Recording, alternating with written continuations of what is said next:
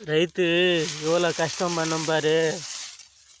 ஒரு வேலைக்கு போனால் 1000 ரூபாய் மேஸ்திரி வேலைக்கு.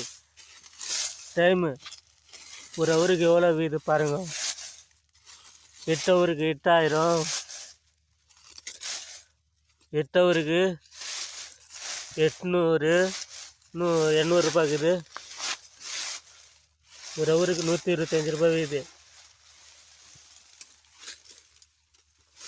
இந்த மாதிரி விவசாயத்தில் இந்த மாதிரி 125 ரூபாய் வருமா அவருக்கு? இந்த மாதிரி கஷ்டப்பட்டா அந்த கடவுள் தான் காப்பாற்றணும், பூமி மாற்ற தான் காப்பாற்றணும். இந்த மாதிரி கஷ்டப்படணும் பூமி அம்மாவுக்கு.